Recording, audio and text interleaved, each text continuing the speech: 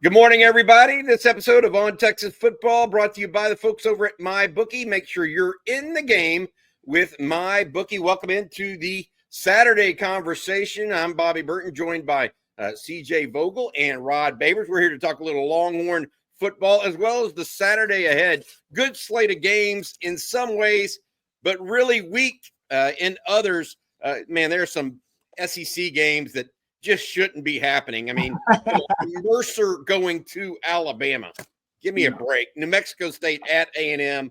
Murray State at Kentucky.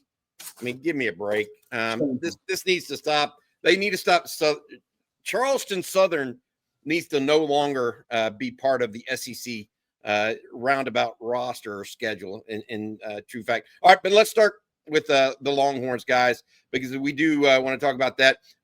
This game opened, which is interesting. This game opened with Arkansas a 16.5-point underdog. According to MyBookie, they're down to 13.5 points now. Why the movement, in your opinion? And then let's break down the game itself, because I have a couple of key factors that I see that are going to be key to Texas win. Why the movement? Is it just Taylon Green and Jaquindon Jackson all of a sudden being likely for this game, guys? CJ, you go first. I would imagine so. You know, again, it was looking like a game in which another opposing quarterback was questionable coming in. We know now that Taylon Green and Jaquindon Jackson, that's going to be a game that they don't miss. When Texas comes to town, you normally suit up. We saw it last week with DJ Lagaway doing everything that he possibly could do to play. And then, obviously, unfortunately, he was unable to. But in a game like this where emotions are high, I would be very surprised if these guys were not on the field for the opening kickoff, opening possession. But that's exactly what it is to me. And, maybe some of the noise from outside of Texas schedule, why are they deserving of 3? Maybe that's kind of edged some bettors to think, hey, maybe that big spread on the road in Fayetteville is a reason to bet the Razorbacks. I don't see it. But, hey, that's why I'm not a Vegas lines maker right now. But that's the only explanation I have.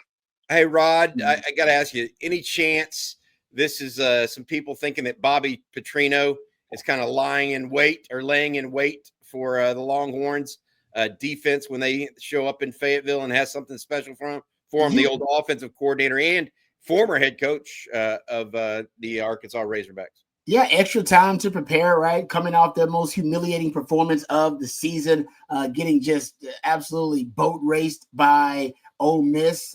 So there's some pride, I think, at stake here. This is their biggest game of the season because this is a heated rivalry, and it's still very much an intense one on the Arkansas side, even though it may not have been as intense on the Texas side. It very well. I think we all remember that from 2021. And they have the components on offense to shorten this game and to control the game. They got a quarterback. And by the way, Texas hadn't faced a quarterback that's as dynamic as Taylon Green. They haven't. Diego Pavia is a dual threat quarterback, but a different type. Scrappy, a guy that can, yes, improvise, make plays, but he's not necessarily dynamic, explosive athleticism at the quarterback position that makes him a dual threat. That's what Taylon Green presents.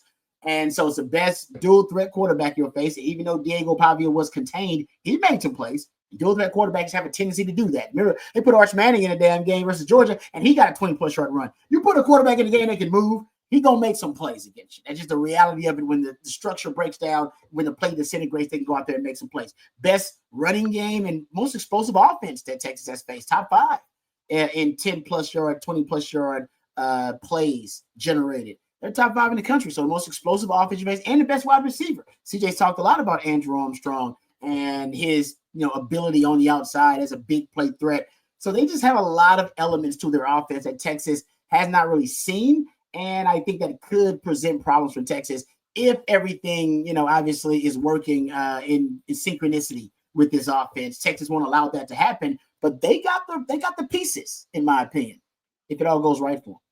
Yeah, I think Arkansas is looking to pitch a perfect game. Yeah, right? In some degrees. Now, they don't have to pitch an absolutely perfect, but definitely executing at a higher level than they have for most of this year. They did it against Tennessee and even came back and beat Tennessee with a backup quarterback finalizing that. Their defense. Here's my key to the game, and I want to get y'all's take on this because I asked Jerry Hamilton this on coffee and football as well. Isn't the real key to this game Texas giving Quinn Ewers time in the pocket? Because if Texas does that, Texas is going to score 35 points or more, right? 31 plus. Yeah. And then at that point, I do think Texas can keep Arkansas in the 30 and below range. Yep. So that is my take on it. Is protecting Quinn Ewers and giving him time to throw the real key to this game? Who wants to take that? I agree. I think that's the key to the game, or key to every game moving forward, right? You know, is can you keep Quinn upright? Because you've seen what this offense can do when he is in a pocket, feeling comfortable and throwing it confidently. Ultimately, what you're looking for, I think there's a magic number for Texas of about 28. If your offense hits 28, I think you win a football game regardless of who you play. And I know you look at teams that Texas has played this year, they haven't necessarily played a stout, you know, super threatening offense. I think Arkansas can fall into that category if things go their way. But this Texas defense, if you give them 28 points to work with, I have a hard time seeing Texas lose at any point in this regular season. Now, we can talk about the playoffs whenever it gets to that point. But right now, 28 is kind of that magic number. If you get there, you should feel good with that defense. And that all stems from having a clean pocket for Quinn Ewers to step into his throws and work that intermediate to long-distance passing game again. Yep. I mean, to your point, CJ, and I'll come back to you, Rod. To your point, Texas only lost one regular season game to this point, and that's to Georgia, who scored 30. But Georgia also got set up in a couple of short fields for various reasons. So turnovers could also be a big one for this game as well. Rod, what do you think is the key keeping Quinn Ewers not just upright, but people away from him a little bit so he actually has an opportunity to step into throws and get the passing game going? Yeah, I agree, especially the vertical passing game. I watched what Jackson Dart did to that Arkansas secondary. I believe on passes 25 yards or more, he's 5 or 6. Had over 250 yards passing just on deep bombs down the field against them. They're 125th in the country in pass defense, guys. This is one of the worst pass defenses Texas has faced. And on top of that, we may be looking at Texas starting to peak at the right time offensively. We haven't seen all the elements of the offense, right? All the elements of the offense working together in a cohesive way. Usually it's something holding the offense back. Offensive lines, having penalties or pass protection issues. Run game's not really clicking. Oh, Quinn's having some kind of regression on, in his development. And I think now we could be getting to the point where this offense is starting to reach a new ceiling potentially. And that's a scary thought for the rest of college football. And it opens it up to the explosive plays you get on offense. I think explosive play margin is what this game is really going to come down to. You got Arkansas that's an explosive offense, top 5 explosive offense in the country, and Texas defense limits explosive plays as well, if not better than every defense in the country. And then you got the Texas offense going up against the Arkansas defense that gives up a lot of explosive plays, man. They're actually 9th in the country, I believe, in yak yards allowed, yards after the catch allowed. Think about the Texas offense. That's the most yak-oriented offense potentially in all of college football, and yet you're going up against a defense that can't limit yak yards. Bad matchup. They also just lost. I don't know. The injury report said that Jalen Braxton, the All-SEC starter in the defensive backfield for Arkansas, not going to be available for this game as well. So adding insult to injury, literally, right, in that category for Arkansas. Let's flip this a little bit and talk a little more about that Arkansas offense, because you touched on it, Rod. Number one is Taylor Green, a very talented quarterback, but has been prone to the turnover via fumble. CJ brought up that stat earlier this week. But also their offense kind of hit or miss, right? I mean, that's kind of their MO. Andrew Armstrong, the wide receiver, a guy out of West Texas A&M that Texas actually liked out of the portal before he transferred to Arkansas a couple of years ago. Isaac Satania, the son of Mario Satania, the former University of Texas head track coach, one of the key receivers for them as well. They actually have multiple guys at receiver, as well as a pretty decent tight end, right? Yep. That can do some damage. Is this a team? And then you add in Jaquindon Jackson, that power running game.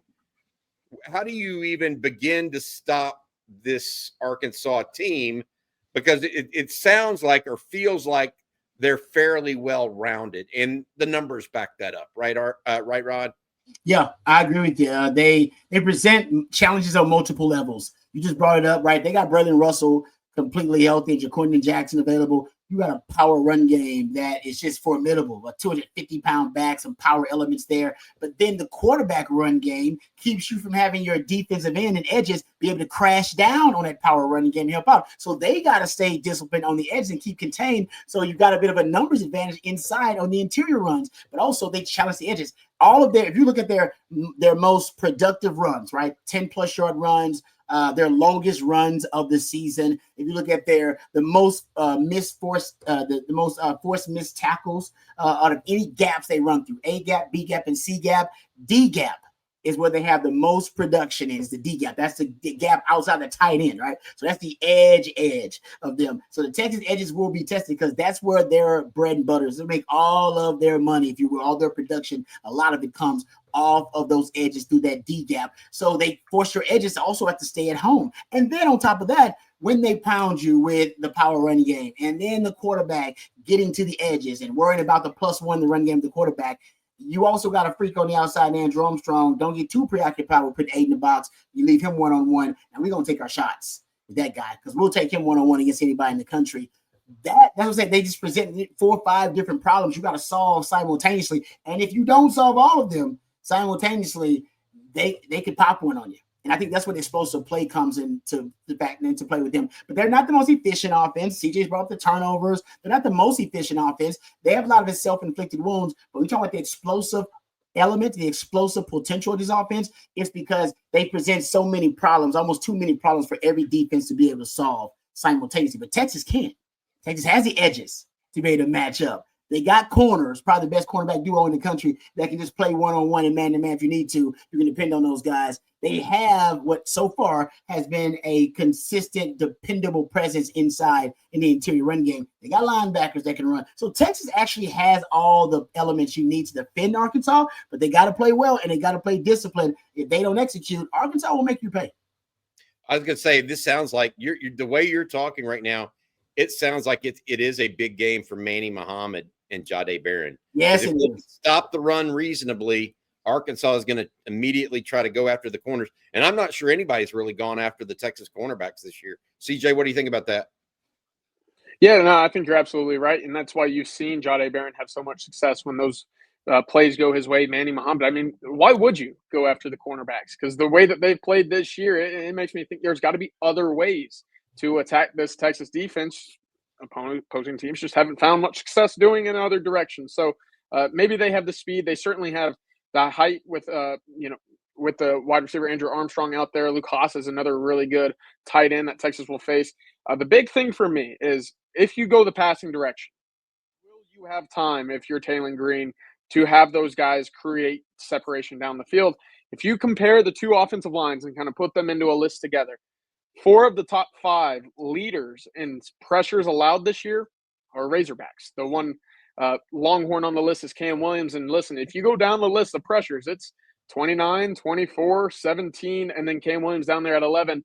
Texas should have a lot of success attacking Keyshawn Blackstock, the right tackle for Arkansas this past weekend, or this year. And again, if you look back at Arkansas's most recent game against Ole Miss, 8 sacks, 13 tackles for a loss. You won't win any football games if that's the recipe and the blocking that you have on the front line. Look for Texas to get active with their edges and get creative with Anthony Hill in the blitz game, because you can't allow they do allow blitzes. They do allow pressure. Even with as athletic as Taylor Green is, it doesn't prevent the sacks, the negative yardages on big plays. One last thing before we move off of this game and give our final score predictions. Arkansas's starting kicker out for this game as well. Texas is going to try to get something done in the punt or kick game. Silas Bolden, guys, getting close on breaking. Would love to see him do that. All right, score predictions in y'all's opinion for this game for the Longhorns. I'm gonna go mine first. I'm going Texas wins 34-26. This game's a little tighter than most people think because I think that Bobby Petrino, pretty bright offensive coach, and give him 2 weeks to prepare with. And I also want to say this: I think we should expect to see not just Taylon Green in this game, but also back up Malachi Singleton, because Singleton gives if the power run game is working, or if Arkansas gets behind and can't throw the ball successfully, CJ, like you're talking about, because of the pressure that Texas can create, I expect Arkansas to come in with Singleton and really just try to have some success running the ball down Texas' throat. Because while Taylon Green is definitely fast, Singleton is also a powerful, fast runner at quarterback. Mm-hmm. And that combination could give Texas additional angst, I guess. But I'm going 34-26 in this one. Rod B, what about you? What do you got for this game? That's good. I'm pretty close there. I think I'm 34-16. I think I will give Bobby Petrino credit as well, that they'll make some plays against that Texas defense. But I just have a lot of faith in that Texas defense. It's just hard to march the length of the field on them. And I don't, unless you get some easy short fields, I don't know if you score a lot of points. So I'm trusting that Texas D. I think the Texas offense, I think we all got them, kind of low to mid 30s. That Texas defense, though, man, I got a lot of faith in them. And this will be the biggest test they have so far, but I think they'll be up to the task. I think it's very interesting. Not only you, Rod, the guy that played the game, but Bob Shipley, Brian Irwin, coaches. They all have a lot of faith in this Texas defense right now. That's a combination, combining factor with a couple of you guys that have been in the middle of these kind of battles. So I think that's something for Longhorn fans to think about. CJ, what do you got for this game? I like Texas 45-17. I don't think this game will be very close. And even in a rivalry game, it's not a rivalry to the players on the field. This is also a game, and I'm looking back a little bit. I'm rewinding the clock, not to the rivalry, but to what was the BCS standings when it sounded like you had to just run up the score. Right now, Texas is getting a lot of scrutiny for their schedule and their lack thereof of a lot of tough opponents. I think for Sarkisian, you almost have to run it up in a sense to earn your respect. Because if you can look at a Oklahoma win where you win by 30, you go to Ann Arbor, you win by 20, you beat Florida by 32. If you can add another 30-point road victory to your resume, what does that tell the committee? What does that tell the naysayers that you haven't played anybody? But hey, here's another 30-point road victory. I think that's something that Sarkisian and the staff are going to be, keeping in their back pocket a little bit. 45-17. Ooh, I like it. Man, Rod B, I saw you get excited when CJ said that one now, dude. That's pretty strong, CJ. That is strong. Hey, let's hope you're right and revisit this in about 6 hours, CJ, from this video. Well, I hope I'm right too. You're gonna be on the field for us here in a few hours. We look forward to hearing from you in the post-game show as well. Just to want to promote that a little bit as we get a chance to with this. Our schedule for the rest of the day. We have the Texas tailgate. That's coming up at 9:30 today. Appreciate you guys if y'all check that out. That'll be me as well as Jerry Hamilton. Hopefully CJ is able to join us for about 5 minutes. Then we have the watch with us. Again, the game starts at 11 o'clock this morning, so be ready for that. And then we've got the post-game live immediately following, brought to you by our friends over at Yingling and Flight. Thanks to all of our game day sponsors from MyBookie, as well as South Point Dodge, Hargrove Roofing, Viking Fence, and Flat Creek Estate Winery. All right, guys, let's talk now about the rest of the SEC, if you don't mind. It's time to get into it. We've got 3 games on the slate that we're actually going to talk about because we're not going over Alabama versus Mercer or Kentucky versus we're just not going to do it. Give me a break. Let's start, if you don't mind, with Tennessee at Georgia. Yep. Because the reason we want to start there is because we think that has the most impact or has the chance to have the greatest impact on the SEC race as well as the college football playoff race. Yep. Tennessee, Georgia. Tennessee goes to Georgia. Nico Iamaleava is expected to be a game day decision, we believe. Georgia, though, favored by 10. Carson Beck can't quit throwing it to the other team right now. Georgia still has a good defense, but when they don't play complementary offense, that defense's strength kind of they can't just pin their ears back, right? That's what happened against Ole Miss. Georgia couldn't pin its ears back. Therefore, their strength of their defense was taken away because their offense is struggling. Do they continue to struggle against a Tennessee team? You can say what Tennessee does on offense. They're hit or miss strongly, a little bit like Arkansas. But, man, Tennessee's defense is really, really good this year. What do y'all think about this game? Again, Georgia at home, favored by 10, according to our friends over at MyBookie. Ooh, Rob, what do you got? I like Tennessee's pass rush. Carson Beck's already been melting down on his own without being under duress, actually. And the Georgia pass blocking actually has been decent. Yet he's still been making a lot of mistakes, man, and having the worst stretch that we've seen from Carson Beck. But if Nico isn't able to play starting quarterback for Tennessee, a backup quarterback versus Georgia, hell, starting quarterbacks versus that Georgia defense can be put in a blender pretty quickly. We saw that with Quinn Ewers, and look how he's playing right now. I wouldn't trust a backup quarterback, and I don't even know if I trust a kind of discombobulated, shell-shocked QB. I don't know how much did Nico practice if he is going to play, right? Because if you got a concussion, you're in concussion protocol, so you're probably limited in practice. Feels like to me, man, Kirby Smart back up against Georgia coming off a loss too. Woo, Kirby Smart coming off. I'm going to take Georgia, man. I'm taking Georgia. Too many question marks on Tennessee's side. I don't like Carson Beck right now. I do not.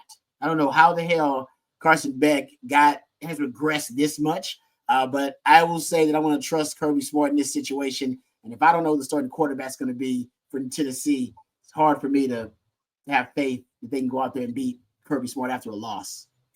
What do you think, CJ?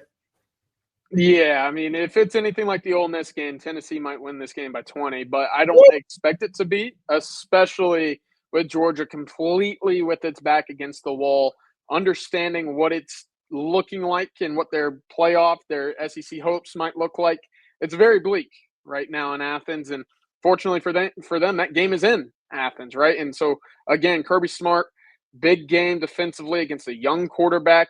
I like the Dogs in this game, but there is certainly a path right now for Tennessee, who, again, their defense, metric-wise, analytically, just a tick behind Texas. That's probably the number 2 defense in the SEC, maybe the entire country. They're going to give Carson Beck some fits, and it really just kind of depends on where his interceptions happen, not if interceptions happen, because at this point, you can expect multiple from him each game now. Y'all are gonna think this is crazy. I'm going Tennessee, and I don't care who the quarterback is. Wow. I think Georgia. We're getting ready to see. This could be. I just want y'all to think about this. This could be a real changing of the guard in college football right now. That's what this is setting up to be. And Georgia, as well as they've recruited right now, they're a hot mess on offense, in my opinion. And so the complementary nature of Georgia is gone with Mike Bobo at the helm of their offense. And that has been the biggest piece we've seen this year, I think, as big as any. And so I'm in this scenario where I think Tennessee wins this game. And I think Georgia knocked out of the playoffs, and they're going to Kirby Smart's going to have to reevaluate who he is as a coach. All right, before we go to the LSU-Florida game, which there's a stat here you guys are not going to believe, at least me, CJ, and Rod did not. We want to say thank you to MyBookie. With all the excitement of this season, make sure you're in the game with MyBookie. Bet any matchup, hundreds of college player props, and take advantage of weekly risk-free bets. The best part is you can do it all anytime, anywhere, straight from your phone. Visit mybookie.ag and use promo code ONTexas to get started. This segment brought to you by our friends at MyBookie. It's their 10th anniversary, and they're rolling out the red carpet for bettors. Bet big and bet confidently with risk-free Thursdays. If your boosted bet doesn't hit, you'll get your money back. Weekly, no sweat, win-win bets all season long. They have up-to-the-date odds all day today, as well as through the weekend. And sign up now using code ONTexas to cash in on a double deposit bonus. It's a no-brainer. Double the cash in your account before you even place your very first bet. But do not wait, because it's only available for a limited time. For those of you who've been playing with MyBookie, they've also got something for you as well, a brand new loyalty rewards program in MyBookie Plus. It's simple. The more you play, the more you earn. And as you progress through the tiers, unlock exclusive promotions, epic giveaways, and cash back in your account. Remember, mybookie.ag use promo code on Texas for that bonus cash. All right, guys. Next one, LSU, Florida. And I was looking at my bookie. This is crazy to me. Texas just beat Florida by 32 points, wiped them off the map. LSU, they're still ranked in the top 25. The line on this game, though, LSU's only favored by 4 going into Gainesville. Wow. I mean, is that not? It makes no sense. It makes no sense. Are they that concerned? I will say this. Are they that concerned about LSU's ability to stop the run? Maybe they are. I mean, because LSU hasn't stopped the run this season. And one thing they can do, yes, is run the ball. Go ahead. What were you saying there, Rod? I was saying specifically with a mobile quarterback, though, right? That's what they really had issues with. Yes. Is quarterbacks that can run and quarterbacks that can move around. Man, that's maybe Lagway. I mean, that's the only thing I can think of is that the Lagway status. Maybe that's something they're looking at. But even with a hamstring injury, how effective can he be in the run game? I have no idea what they're looking at. I'll take LSU, but I thought LSU by more than a touchdown easy. Double digits is what I was thinking, actually. Yeah. I'm kind of going the opposite way. I kind of look at it from a mentality perspective. What's LSU playing for now? They got 3 losses. They're not going to play for the college football playoff. They're eliminated from the SEC contention. They don't have a lot going for them now. They're injured defensively. I don't know. That line did feel very short. I mean, y'all asked me before we started recording what that line I thought would have been. I said 18. So that's where I'm at with LSU and Florida in terms of talent-wise and how good of a football team they both are. But with that said, what's LSU playing for anymore? I don't know. At least Florida fighting for their job at head coach right now. They like Napier. Yeah. He's fighting for that, and he's fighting for bowl eligibility, perhaps. Mm-hmm. There's a lot to play for at Florida, to your point, right, CJ? And I want to bring 2 things up here. One is Brian Kelly's done a poor job at LSU this year, in my opinion. Yeah. I mean, he needs to be called under the carpet. I mean, he lost 3 games last year with 2 first-round wide receivers and a superstar quarterback. Superstar. Yeah. I mean, he needs to – somebody in Baton Rouge needs to say, hey, look, is this really what we're paying for here? You know what I mean? Because other coaches have won at LSU. Every single one of them, actually, in the last 20 years has won at some level or another. No matter how, from Nick Saban to guys like Ed Orgeron and Les Miles who didn't succeed elsewhere, they've won. Is Brian Kelly just a guy that just can't win big kind of question? I think that's a fair question right now. The second piece, and Rod, this is more for you, okay? Garrett Nussmeier, okay? Is it possible he's going to be a better pro than he is a college quarterback? Because I feel like I still feel like he evades the pass rush well for a pocket passer. He can make plays under duress, but maybe he's not maybe he just doesn't do the easy things as well as maybe he should. I'm trying to I go back and forth because Nussmeier went out and beat the snot out of Arkansas, led him back against Ole Miss. It's one of the 2 losses for Ole Miss. Is he just a better NFL guy than he is college at this point, or what do you think there? That's a good point because his dad's an NFL guy, right? And his dad, Nussmeier's an NFL guy, so he's got at least some of that pedigree. And I wouldn't doubt that maybe that's been more of his developmental path is for the NFL rather than just to be a quarterback successful at whatever level that he's playing on. And so that's a great point, Bobby. I wouldn't doubt that at all if the NFL game for him, he's a little bit more adjusted to the NFL game considering his background because his dad has been an NFL coach for years. I think he's a quarterbacks coach for the Eagles now, if I'm not mistaken. Yeah. My question there is more like he's not looking for the check down as quickly. He's going through his progressions longer. That's okay. It's like Art does that. Arch's not naturally a check down guy. Arch wants to go through progressions and go down the field vertically. And so that's good on the next level where checkdowns get blown up by elite linebackers or safety. You know what I mean? That can really cover that stuff. Whereas, I'd take an LSU running back against a Arkansas linebacker in space right now. True. You know what I mean? And so that's just something I was thinking about. All right, next game for us is an interesting one as well. The Battle of the Two Columbias. Basically, Missouri of Columbia, Missouri goes to Columbia, South Carolina. South Carolina on a bit of a roll right now, and they are 13.5-point favorites, despite the fact that Missouri technically is still tied for second in the conference right now with just 2 losses. What do y'all think of this game? According to my bookie, South Carolina favored by 13.5. If it's Drew Pine for the Tigers, I watched the Missouri-Oklahoma game.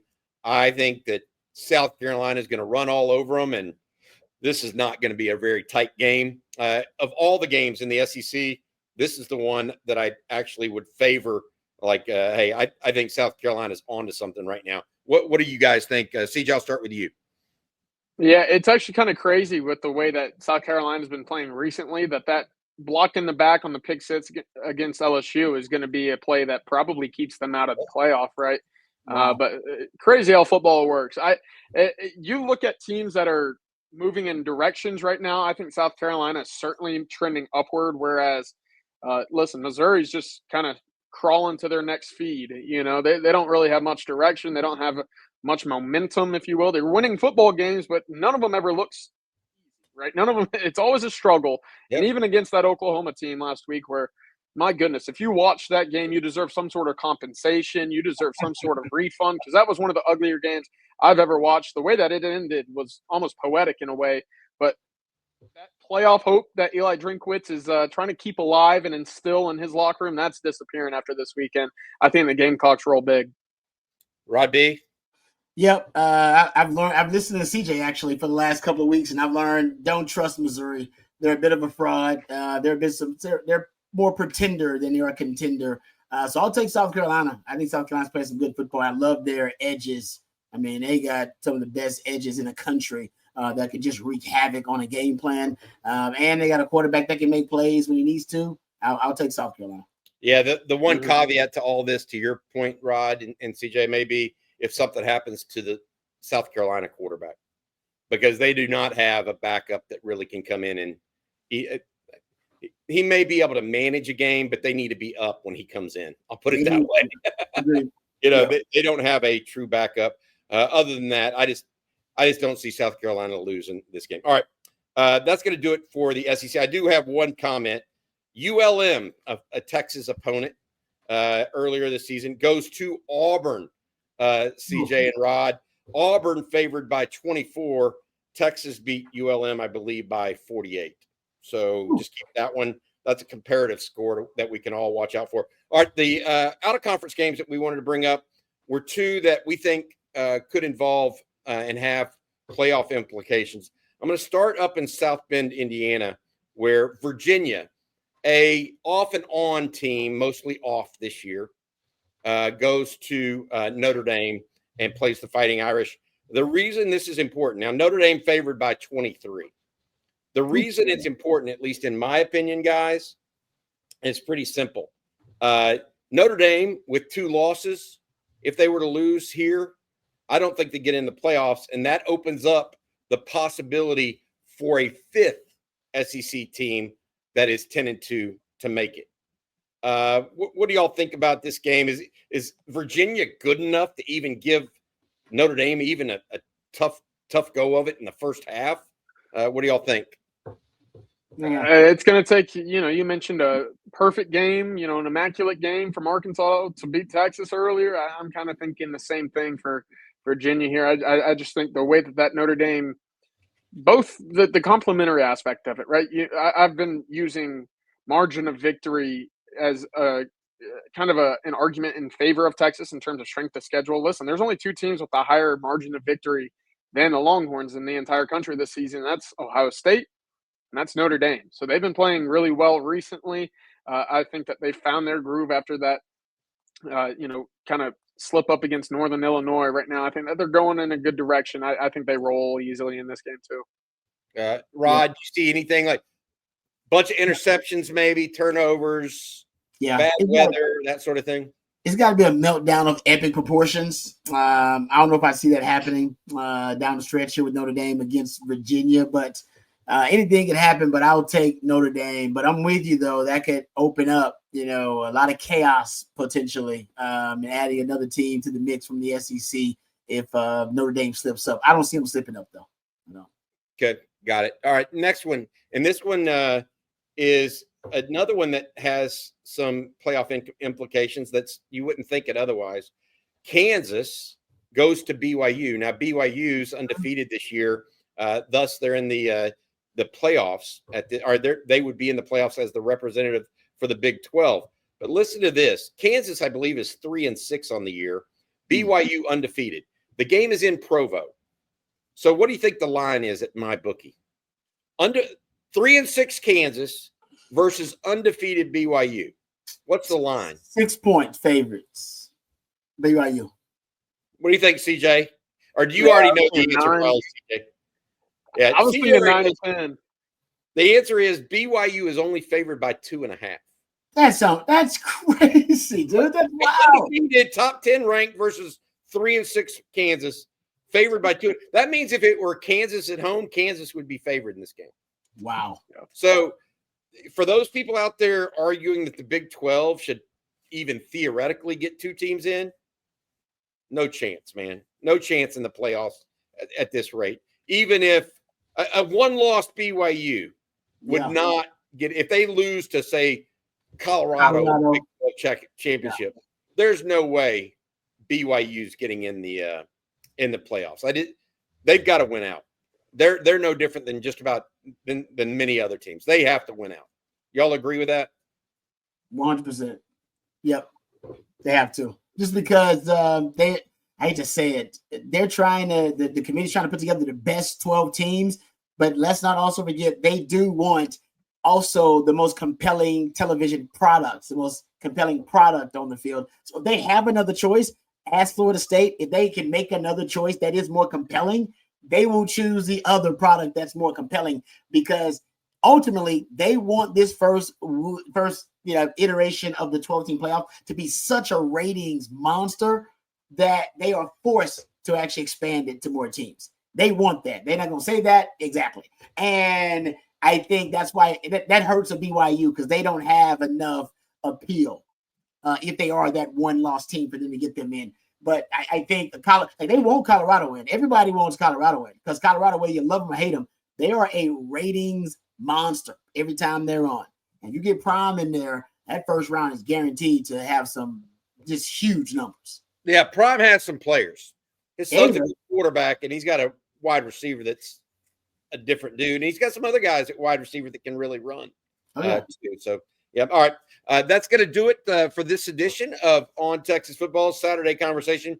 Thank you again to our sponsor, mybookie.ag. Make sure you use promo code ONTexas to double your first deposit. Again, that's mybookie.ag, 10th year anniversary this year. Use promo code ONTexas for double your deposit. For CJ Vogel, who we'll talk to a little bit later today at the tailgate, and then in the postgame. Rod B, you'll be on with us for the in-game watch as well as the postgame too. I'm Bobby Burton, our producer Matt Hutchison. You guys have a good one. Longhorns, let's go beat them today, guys. Hook them.